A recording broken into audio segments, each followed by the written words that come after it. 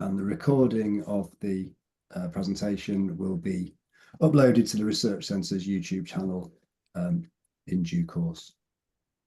So I'll introduce our speakers for today. So Dr. Melanie Stockton-Brown is a lecturer in intellectual property law at Reading University, and her research explores the intersect of cultural heritage and copyright. She's published research exploring film archives, out-of-commerce works, intellectual property, media, and tattooing and copyright. Dr. Amy Tatum is a colleague at Bournemouth University in the Faculty of Media and Communication, and her research explores gender and political leadership with a focus on UK politics. Dr. Tatum has published research on women political leaders, AI bias, and gender and media representation. And together, our speakers won a Best Newcomer Award at the English Riviera Film Festival for their short film Beloved, a queer feminist retelling of Mary Shelley's Frankenstein. Today's talk is titled Women and Non-Binary People's Tattoos as Feminist Expression. And I'm going to stop talking and hand over to our speakers. Thank you very much for sharing your work with us today, and over to you.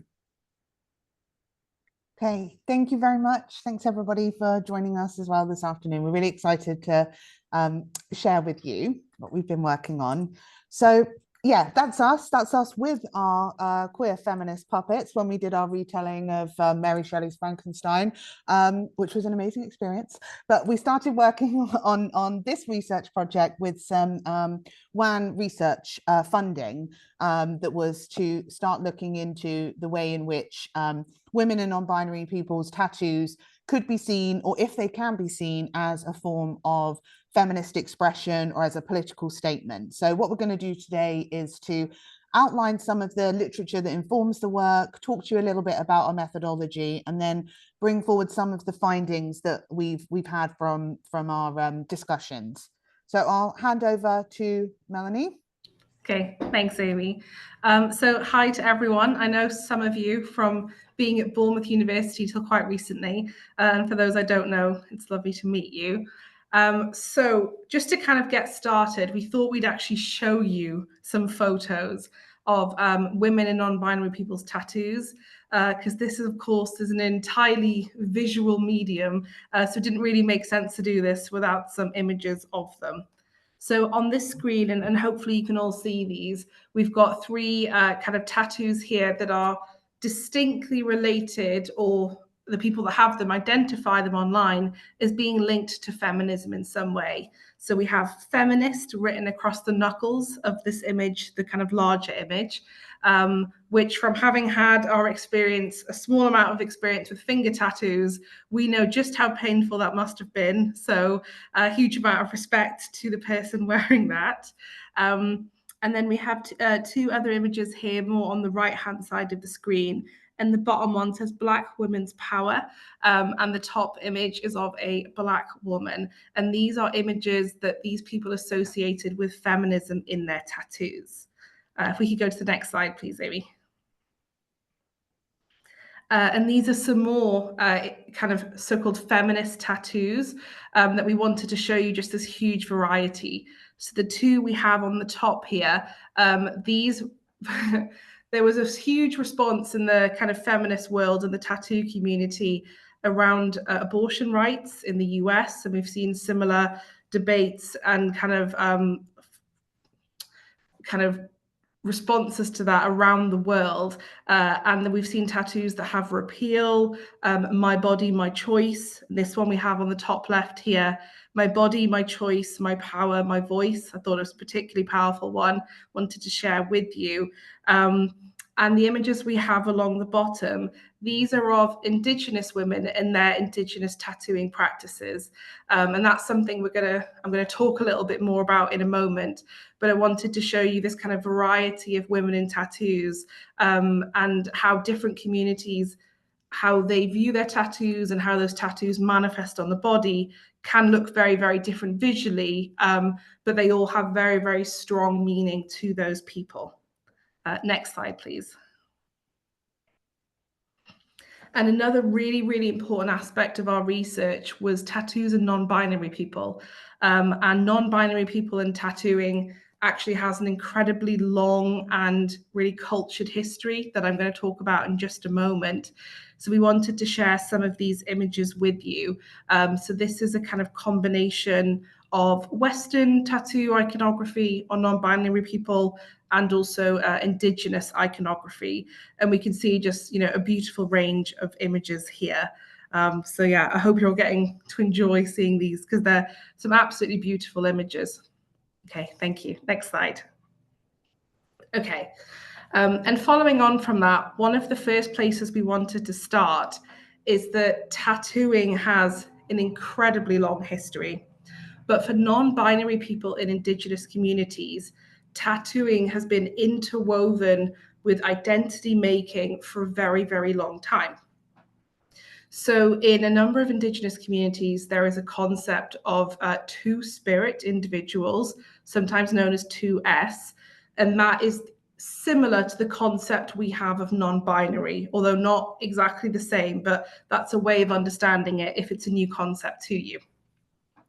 And in the Unaga community, trans women and non-binary individuals would often have their chins tattooed in the same way that was customary for the women of that community, and particularly for the trans individuals.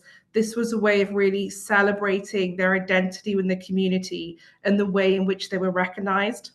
And for two-spirit individuals, both historically and in more contemporary culture, there are a range of tattooing practices that really celebrate this two-spirit heritage. And for people in the communities, it's a really revered status, and the tattoos are a great mark of honor to have. And I've got an image here on the slide from Sherry Osden-Nolt, who is a two-spirit tattoo artist in Canada.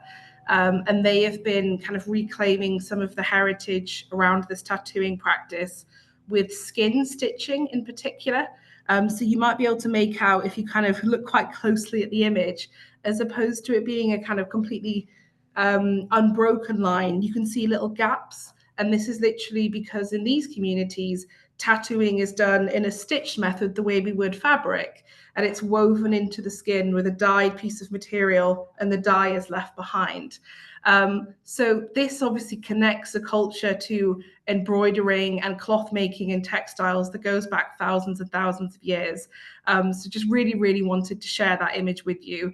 And if you are interested in finding out more, their name is on the screen here, and that they do some brilliant work. Okay, next slide, please. Sorry, we could talk about all of this, but we're trying to keep it into the time. And kind of preempted by what I was just saying, I wanted to do two things.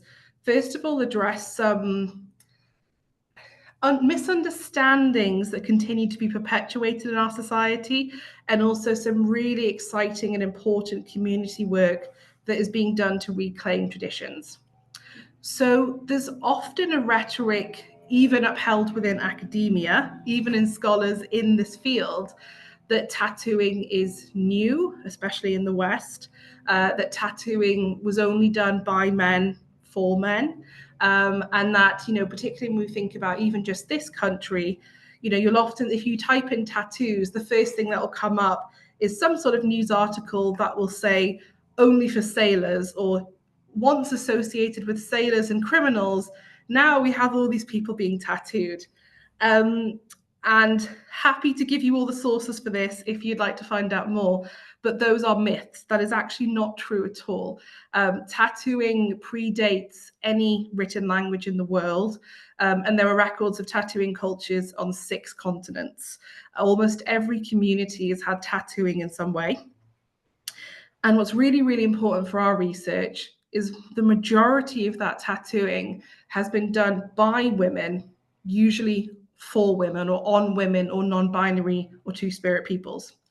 So actually, as opposed to this idea that this is a traditionally male kind of pursuit or body project, that's really not the case at all. And when we start to understand these myths and these kind of inaccuracies, we understand it's part of a wider project of continuing colonialization. Because actually, in many communities around the world that had these tattooing practices, usually done by women on other women, this was oppressed during kind of colonialization, missionary work, and legal prohibitions. And what that means is, in a lot of colonial contexts, actually outlawing, making it illegal to do these practices. And some of those laws remain today. So in Denmark, for example, which has a lot of people from Greenland in its community because of the history there, and the people of Greenland, the traditional peoples there, have a long history of face, hand, and neck tattooings as part of their culture. It's still illegal to do those tattoos today, which means we still have these prohibitions in place. And this idea we have of tattoos as being associated with criminality or so-called being dirty, anything like that, this all stems from a very colonial idea that these practices marked these people as other and therefore were not okay. So if you're someone listening to this and you don't want a tattoo and they're not for you, that is absolutely fine. We're not here to say everyone needs to have them, but it is worth just bearing in mind when we think about looking at people with tattoos, if we are deciding that they are more criminal or deviant or dirty because of that, we're actually engaging in an ongoing colonial project. So we just want to make sure we check that in ourselves. And in doing this research, we found out a lot of these things as well. But the good news in all of that is there has been brilliant reclamation work going on recently. So in the past few decades, a number of communities around the world have started trying to connect back with the past, bring these traditions back into use. And literally, you know, the tattoos are the links to culture. For many of these cultures, the tattoo iconography, the way they are done, the time of life that they are done, you know, ties into mythology, to cultural belief, to transition to adulthood, commemorates loss, marriage, celebration. So really, really important work. And I've just shared a couple of images on the slides here of some work that's been going on around African women's bodies and tattoos, because there are a number of very diverse tattooing and scarification practices across the continent of Africa. And that project is trying to bring some of these together, and also some work being done in Greenland in some of the communities there. Okay, next slide, please. So the reason we shared all of that with you is to help the literature make some sense, because that tattooing context is important for this. So we know, both in everyday life and from the literature, that there are biases and there are preconceptions about tattooing, about having a tattoo. And particularly if you're a woman or a non-binary person, that can bring with it some very, very serious consequences and preconceptions. So one of the things that comes out immediately is the motif, as in the imagery of the tattoo. The size of the tattoo and its location are all very, very important. So if a tattoo, and this is maybe thinking about women's bodies or bodies that kind of present in that way, where we see so-called female motifs, so flowers, you know, dainty ornamentals on parts of the body that are traditionally sexualized in women, so hips, lower backs, breasts, stomachs, places like this. If they are small and they're considered dainty and feminine, there can be a kind of low-level acceptance to this, that it somehow adorns the sexual part of the body. But there is far less acceptance if the designs are more masculine. So skulls, large blackwork tattoos, both Amy and I can immediately point to some of those as well. And also if the tattoos are in visible places. So forearms, upper arms in particular, hands, necks, the bottom of legs, feet, places that are visible in everyday life. And often there's a conception that having these tattoos there is somehow tainting that skin. And of course, when we think about the colonial context I've just gone through, we can see some really, really problematic association there. And the last point from this slide is just this idea of, again, if you have a few tattoos as a woman or a non-binary person, there's a sense in the literature you might get away with that. but once you're considered heavily tattooed, and usually that's taken to mean in everyday life, people might notice that you have tattoos poking out the end of sleeves, or, you know, coming out on shoulder blades or something like that. Then people are treated very, very differently, and there's a lot more prejudice shown towards that. Next slide, please. Thank you. And thinking about this prejudice and bias, the tattooed body is a classed, raced, and gendered body. Okay, so what we found is that the biases and preconceptions had this intersectional multi-layering effect as well. So particularly towards women of color and Black women, if they have tattoos, there is a double stigma placed on them. And I've kind of linked to the various literature on this. Some great literature that I've cited here on the slides, and particularly for tattooed Black women, there was a kind of fetishization of their tattoos and bodies and a hypersexualization of them. And if you read comments online on social media posts on any of these kind of images, you will unfortunately start to see this comes out very, very strongly. And this is kind of, there's some brilliant ethnographic research that was done for Chicana tattooing in Eastern Los Angeles that again looked at the way that this community of women were highly sexualized and gendered when they were getting tattooed, and even actually from the tattoo artists themselves of being told, oh, no, you don't want that sort of design, you know, you're too pretty for that. So, you know, a real sense of this double stigma. What comes out in the literature is that all of this policing of women's tattooed bodies and non-binary people's tattooed bodies is trying to maintain these binary gender divisions and really trying to enforce this idea of femininity and tying femininity as a core value that women must be meeting. Next slide, please. So to kind of give you a sense of some of this, I thought I'd show you this research from 2007, because although obviously that is a little older now, it remains a key study in this. Just saw Lyle's reaction to this image. Yes, it's quite something. So this is a screenshot. You can't see the full image, but this gives you an indication. And you will see these are line drawings of women. You will also see there is almost no diversity here whatsoever, and that's its own set of critiques we could make about this research. But what was happening here was participants were shown line drawings of these women and in their underwear as well. And basically on some of them, the women have no tattoos. And then in some of the drawings, tattoos started to be added, okay?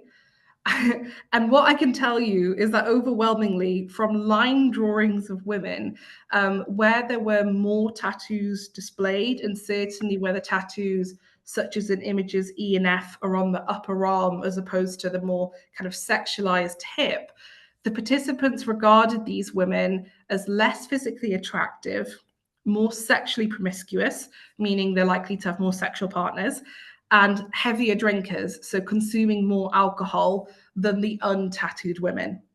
And there was a clear association with, you know, if you had 3 or 4 tattoos, then you were 3 or 4 times more likely to be this sort of promiscuous, drinking, ugly person than someone with 1 tattoo. Schwami and Funham's research on this very much critiques these findings. It doesn't support that this is a good outcome, but the research was showing how embedded these ideas are for us. But what's quite concerning is a lot of the literature, even today, the way the research is being done can often perpetuate these biases. So if you do any research, you know, search tattoo research, you'll see lots and lots of these examples. But there's research going on to look at whether women with tattoos have lower self-esteem and body image than women without tattoos. There's research that's looked into whether a person having tattoos or piercings could be a risk indication for ADHD examination, because there's an assumption that having tattoos or piercings is an impulsive and risk-taking personality trait, which is then kind of conflated with ADHD. The list goes on here. But, you know, some of this research has been published this year. So what we see, unfortunately, is these biases are being perpetuated even within the research. Next slide, please. Okay, but not all is lost. There is also some research that considers actually that for women, non-binary people, trans people, tattooing is incredibly meaningful, positive, is a choice of agency, is a choice of self-expression. And we've kind of chosen some of these here to show with you. So Beverly Thompson, and if you are interested in tattooing, Beverly Thompson is someone to read. She does some fantastic work. She's done a lot of interviews with, you know, so-called heavily tattooed women about their tattooed collecting. And this is where you're kind of seeking out lots of different tattoos, and found that for the participants, this was a common passion for using their tattoos as a medium to express their other passions in life, whatever that might be. And whilst getting a tattoo is a kind of serious leisure event in itself, they're expressing their love for other things through documenting them in the ink. And some of these that were kind of shared in the research, some were incredibly profound and fundamental to that person's life. And some were really love that sports group, really love that film, really, you know, whatever it might be, really love that artwork. And Kanjal and Mizzy also found something similar, that for the tattooed people that they looked at, tattoos are stamps in life's passport, marking significant events or experiences. But again, they were seeing that as being more positive than necessarily just focusing on the negative. And a lot of the research does show that a lot of tattoos have some sort of autobiographical memory or link for the person wearing them. This research at the bottom here by Klug estimates about 82.9% are autobiographical and 17% are kind of more aesthetic. But depending on how you would split that out, I think you could get very different results there. Okay, thank you. So when we started thinking about how we were going to look into this topic, we started off by thinking about, because of this, as Mel was speaking about earlier, the way in which we've seen different legislation around women's bodies, the way in which we've seen discussion, thinking about the Me Too movement and more of a discussion around women's roles, that we thought maybe actually this has resulted in a proliferation of feminist style tattooing. And so we decided to look at it originally through the frame of popular feminism. So popular feminism put forward by Sarah Banet-Weiser, and it argues that actually what we see now is feminism as a buzzword. So feminism is something that is spoken about in a lot of rhetoric. We see prime ministers, Theresa May wearing "this is what a feminist looks like" t-shirt, Beyonce coming out on stage in front of a feminist sign. But actually the difference between popular feminism and that more traditional form of feminism is the terms that it's very much lacks that collective action around actually women coming together to try and work towards more gender parity. And it also lacks any type of understanding or acknowledgement that there still is gender disparities. And so we wanted to look at that really to see whether could we see these tattoos as a form of popular feminism. And so that was the frame that we went into, or the sort of framework that we decided to put forward this research. And so what we decided to do was to talk to women and non-binary people. And so we undertook 15 in-depth narrative interviews with women and non-binary people.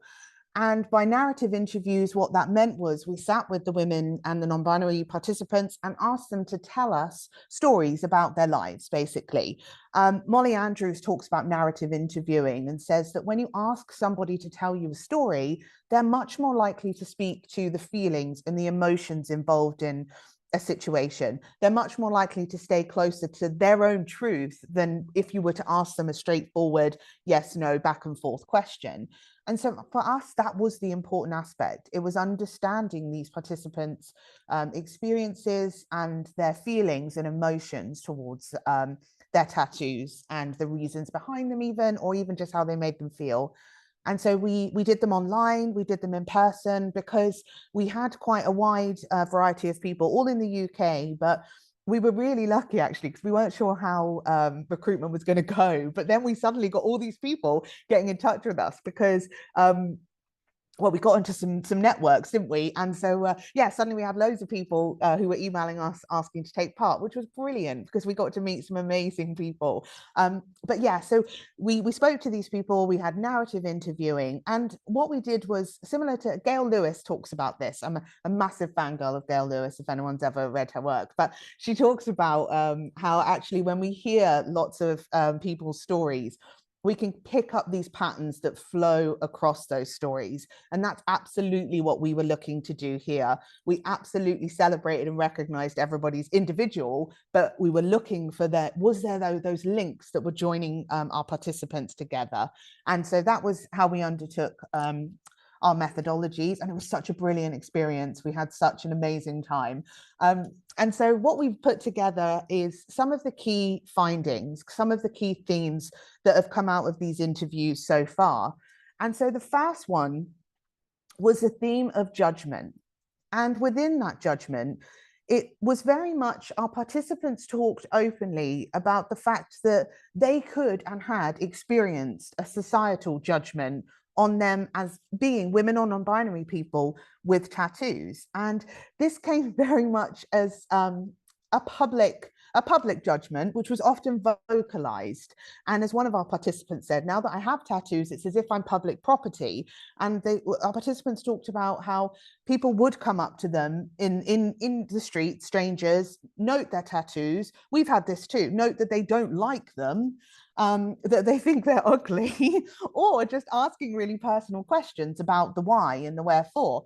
And there was definitely an idea that actually this was gendered, and that men weren't experiencing this in the same way as women, and that this public property was seen as a perpetuation of the way in which women and non-binary people are viewed in society, and that actually there is an element of being able to pass judgment. And so there was a lot of that, a lot of people having comments made to them, and also condemnation about the choices that they'd made. And there was also a real theme of family judgment. Many of our participants spoke about how there was a real issue between their parents and their decision to get tattoos. One of them said that their parents said, "Why have you done that to myself? You're my little girl. Why have you ruined yourself in that way?" And so there was very much a sense of it was seen as a sort of a decision that was made that wasn't necessarily deemed as negative, that was deemed as negative by family members, and that it was deemed as a choice that had been made that had a negative outcome. All of our participants spoke about this judgment from outside of the tattooing community. So this was a judgment that was coming from people who didn't have tattoos and was predominantly coming from men in those spaces. And so, yeah, that was our first theme that really did target in on and reflected some of what we've seen in the literature review that Mel was talking about, this kind of judgment around what type of women and non-binary people have tattoos and the inference of what that means about them as people. But we also found that there was a real theme of empowerment.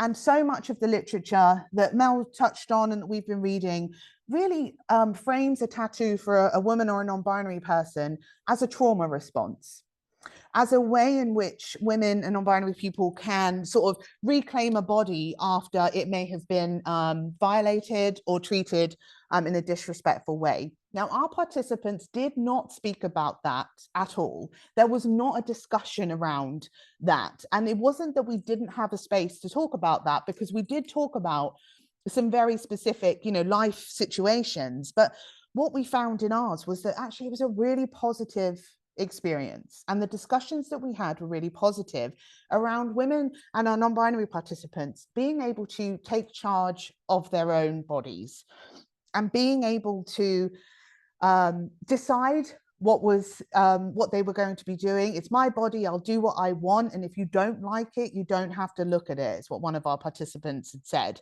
And it was moving away from this idea of being controlled to having control. And you're able to make those decisions about what you want your body to look like, regardless of the judgment, regardless of the stereotypes. And it was that actually this was very much taking charge of bodies that are often not respected and that are often not left alone. But actually this was something that our participants felt they could do for themselves. And it was interesting. One of our participants did speak about, a few of us did, but this specifically spoke about how actually it wasn't a response to a traumatic marriage. It was a celebration of being out of that situation. It was the way of this participant saying, this is me and it's my body. And so that was a really amazing thing for us in these discussions, was that there was such a positive sense of empowerment. And it really did speak to some of the literature that Mel was talking about in terms of Indigenous communities and the celebration of women and the celebration of women's power, but it didn't replicate some of that other research that we'd seen around trauma. And what was really brilliant and what was quite unexpected in our findings was that amongst the participants, with us as a sort of conduit to understand it, was that there was a real sense of connection amongst a community of women and non-binary people who were being tattooed, and that actually seeing each other out in the wild in society formed a connection, one that actually allowed people to admire other women and non-binary people's bodies, admire their experience, understand in the way that they understood their own experience, to empathize with somebody else's. And it also was creating not only the ability to speak to each other, but a sense of community and a sense of belonging. And that was a really positive and amazing discussions that we had, because we think about feminist action and we think about feminist collective action and consciousness raising in the feminist tradition. And often that is done in an in-person space, or often now it's done online. This was happening beyond any of that. This is a feeling that's being felt by our participants in the most truest sense of that consciousness raising, in that it was an unspoken community and one that was bringing a lot of power to those who were involved. So was it a political act? None of our participants really spoke of it in an overt political way. Very few, if any, spoke about it in a response to politics. It was much deeper than that. It was a statement. It was a statement about expression. It was a statement about empowerment, but it wasn't necessarily deemed as a political act in itself. And we had very few women who had actual feminist iconography.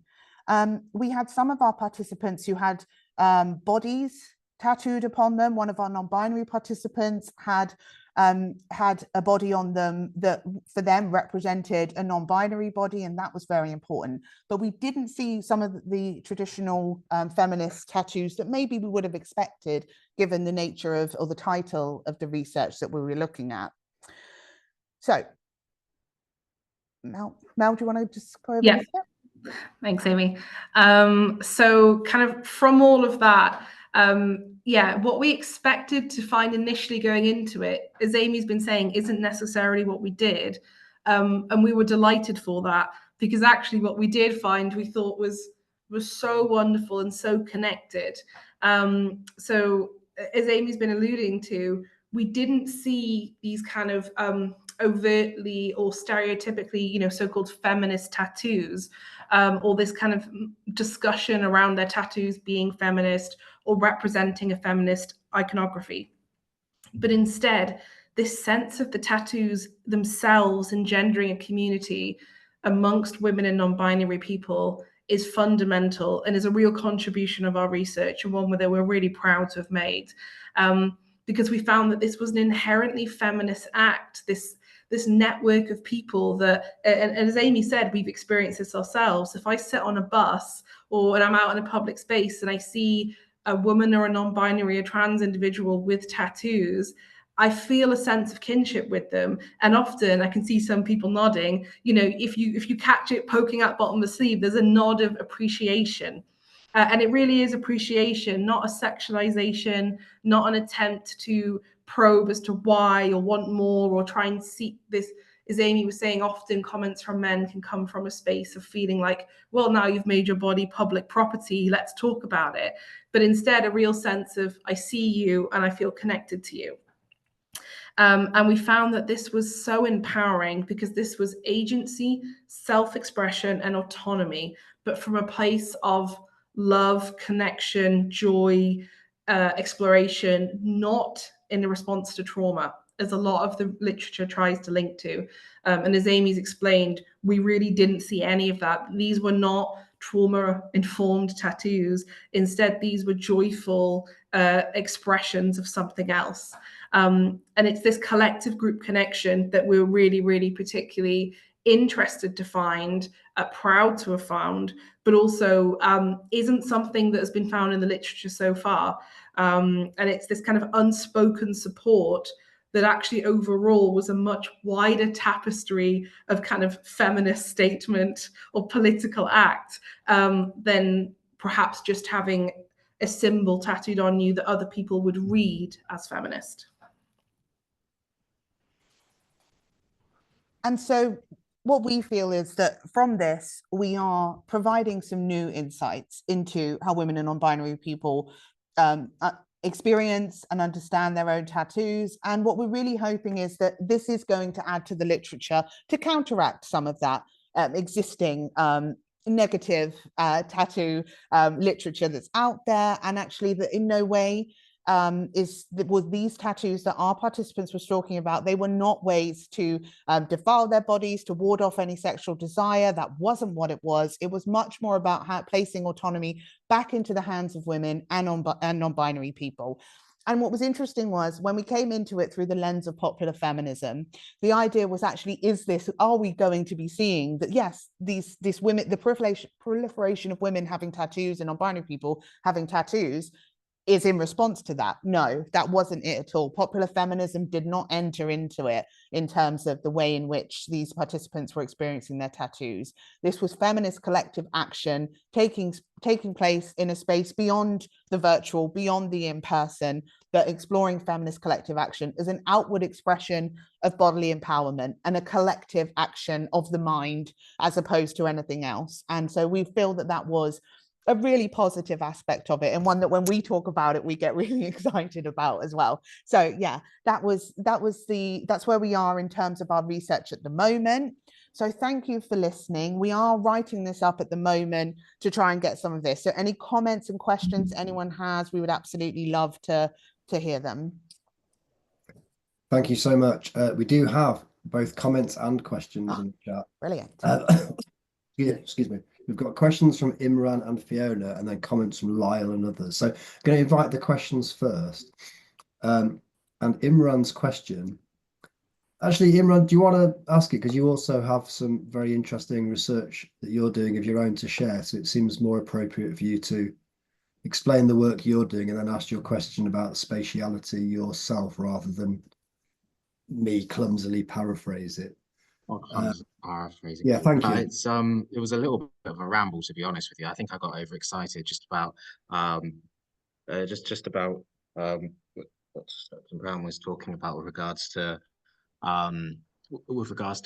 reclamation, that sort of sense of repossession, and just in terms of my own background, it's in graffiti and post-colonial graffiti specifically, and that sense of geographically reclaiming space. And I was just interested in what you were saying with regards to, I was just interested in tattooing with regards to sort of creating spaces of, sort of joyful identity presentation, but also resistance as well, and just how that concept of spatiality might work out here. I don't know if that makes, if I've just rambled there, to be honest with you. No, I think that made sense. Amy, do you want to take it or shall I? You can. So my background isn't so much in that as yours. So I'm going to show some naivety in kind of spatiality studies with this. I probably instinctively shy away from the idea that this would be linked to graffiti. But again, that's probably because I'm not grounded in that sort of research. So maybe if I read more about it, it would connect more.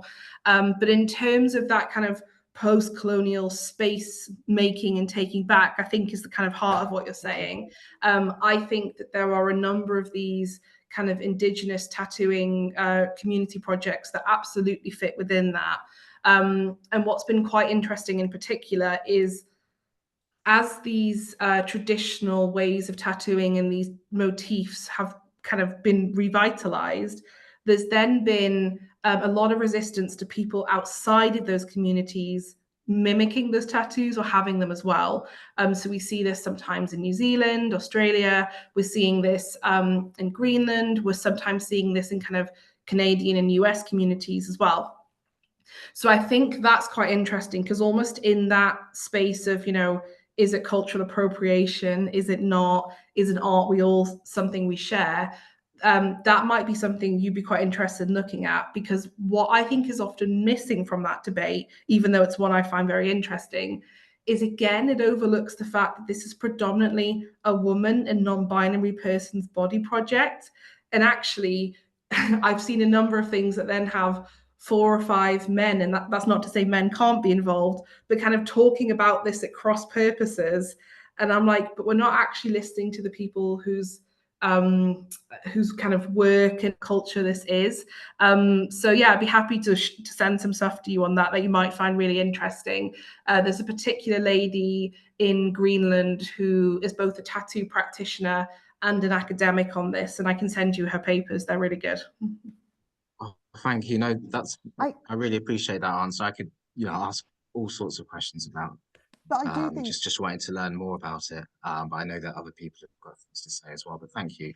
I really enjoyed that.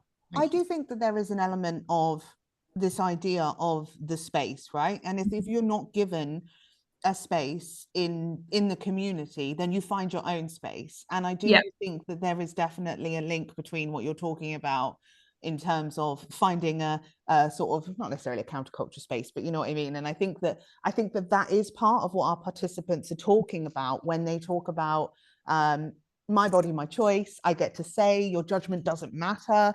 It might be hurtful being, you know, still being judged, but it doesn't matter. And I think that there was definitely a sense of like, this is mine, this is me, and it's my space, and you can't have a say in it. And also, like, your judgment won't change it. And I think that is definitely something that there's a similarity there. I saw Fiona in the thank you, everyone. I saw Fiona Adot as well had said about, was there any sense of like space and change? Well, yeah. Sorry, if you don't mind saying, I'm not someone with tattoos, but I think tattoos are really interesting.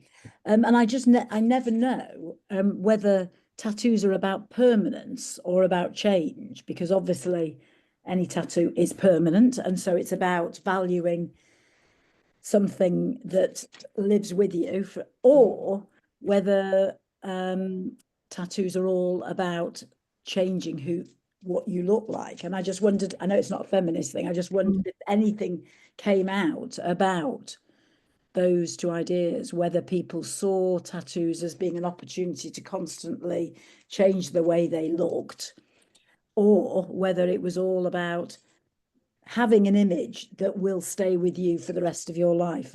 Just, did that come through in any way? We had both. I think we had, I would say we had both, because we spoke to some people who sort of took us through, it was really interesting, they took us through a journey of their life and their tattoos. And it was really beautiful. It was great. They would show us them and talk to, you know, when they had them.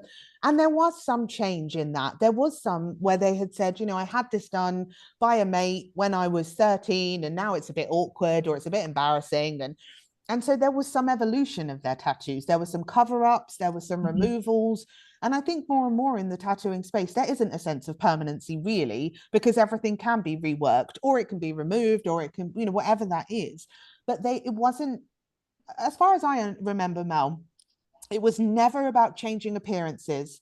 It was actually about either enhancing, but exploring appearance, or just celebrating certain aspects. But it was never about changing or trying to cover up anything like that. And I think there wasn't a sense of permanence as such from the participants, but more a sense of the evolution of them was reflected in the evolution of their tattoos, and the changing of their tattoos was also in line with the changing of them as a person.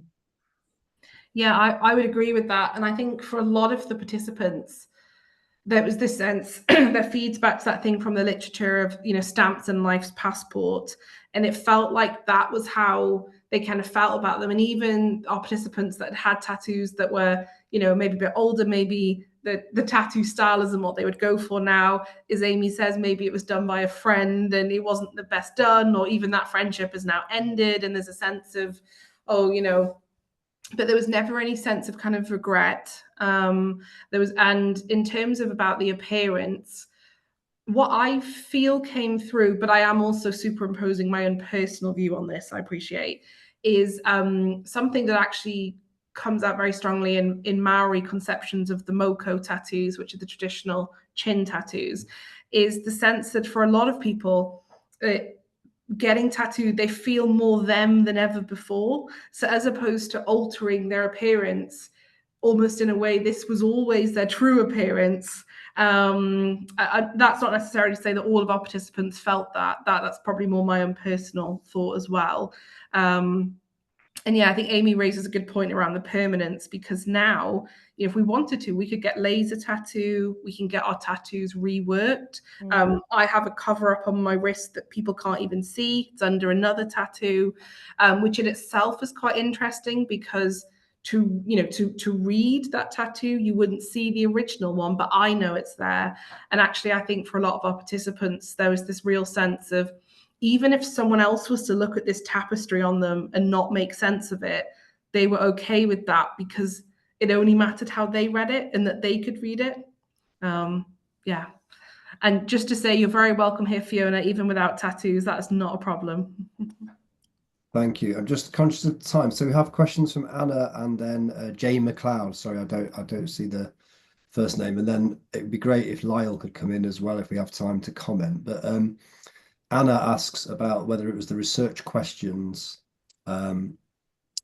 or something else, the research subjects or research questions or something else about your approach that led to quite different findings.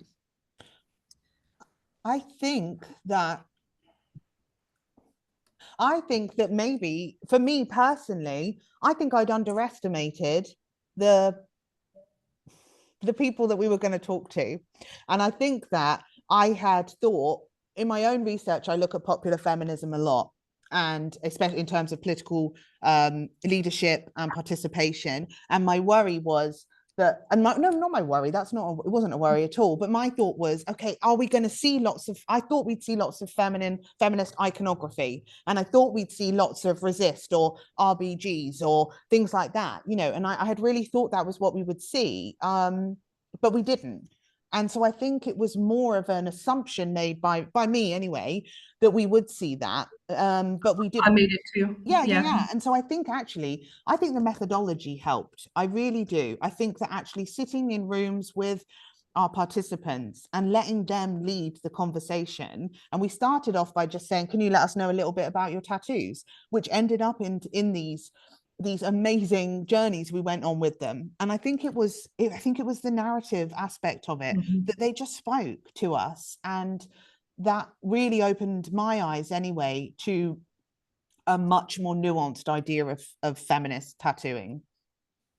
And if I can add to that, I think I've really got to celebrate Amy here, because the way I would have done this research if it was just me, it would have been semi-structured interviews, and I think I would have got some interesting information out of that. I think I would have got some good stories, but nowhere near the nuance and, as Amy says, this kind of special insight. And there's often a lot of our participants would say, I've never actually said this to anyone before, or never told this story, or no one's ever asked me that.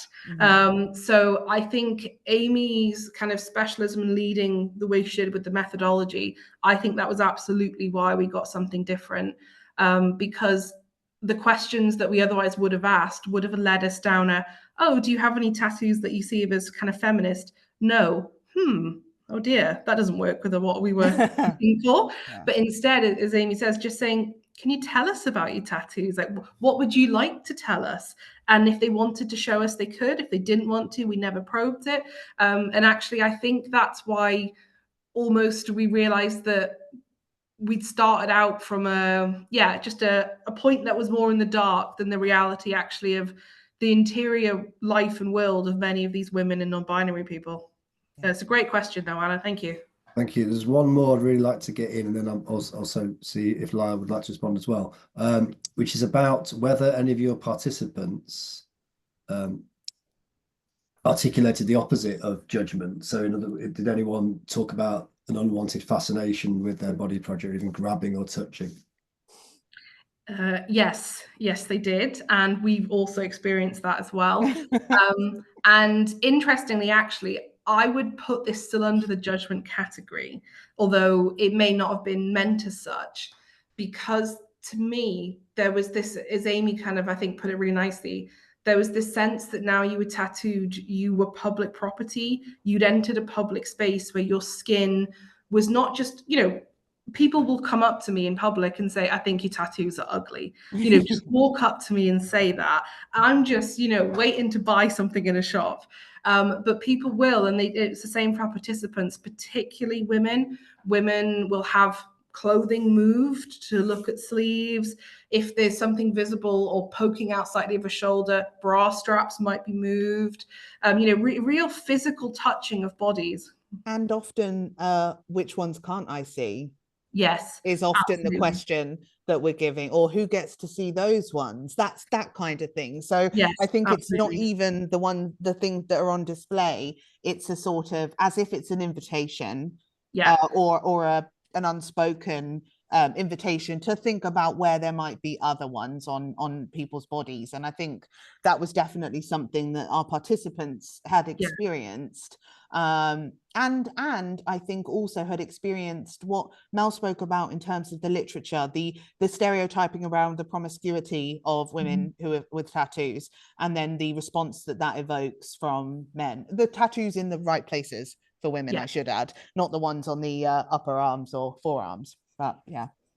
Thank you. So got some really helpful additions in the chat from Jane commenting on other literature, and Anna's dropped in a link on a paper on graffiti layering. So please have a look at the chat, everybody, and see those comments and links. But just before we finish, Lyle, you've added several comments. So if you wanted to come in and comment verbally on the talk. Oh, I'm a chatty chatter.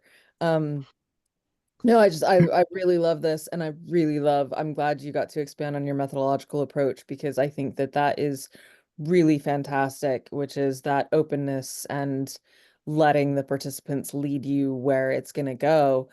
Because you're right, when you first started, I thought, oh, you're looking specifically at feminist tattoos, and I wouldn't have said I have feminist tattoos. And by the end of it, I'm like, oh yeah, all my tattoos are feminist. And for different reasons and things like that. So I really love this perspective, and I think this is fantastic research. And I think that we need to make more of this. And this, this has, for SHDC, I mean, this is, what's next? Anna and I have talked a lot about story-led projects in different ways. And so I think, I would love to hear what's next. I echo Anna's question that she just popped in the chat. Well, I think that's something that we're still talking about, because at the moment, say we are writing this up. And I don't want to preempt, but we've both loved doing this project so much, both as researchers and as women in this community. And I think there is so much more we could do with this. And actually, if any of you have ideas of what next, we would love to hear that as well, because what started out as, just a sense of, let's look at these kind of feminist kind of tattoos, has actually opened up a whole new something, a massive space. I think there's so much more to explore in. And I think we're very lucky because we complement each other in our methodologies, in our subjects, but the way in which we work together is by its own nature, like I think of a fundamental feminist methodology, because it is knowledge exchange and sharing and sharing our own experiences. And this makes it for us, this, I mean, my heart's beating so fast right now because I just love this so much, and I love doing this work with Mel. And so I think that's part of it as well. And I think that's something that often for us in higher education is missing, right? Which are desperately trying to tick that next box. But what a privilege to get to work with my best mate doing all of this stuff and hearing these stories. I feel like the luckiest person in the world. So I think we need to be focusing more on that as well within our research. Oh, I can have a little cry now, Mel. I feel so happy. If I can add one sentence to that, because Julian, I'm very conscious of the time. One of the, I mean, I've loved doing this with Amy. It's been an honor.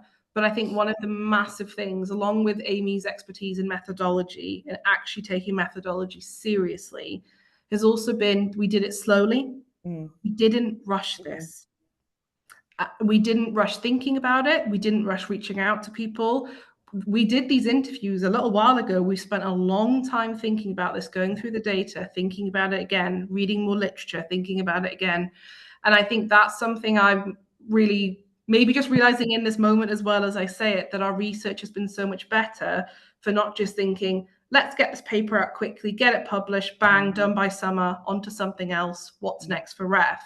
Instead, this kind of slow research, I think has done our participants a lot, better service as well. So I would really advocate for that for those of you listening in that are, kind of MA students or kind of earlier on in your research journeys. Methodology and taking the time, because we would not have got this richness without it.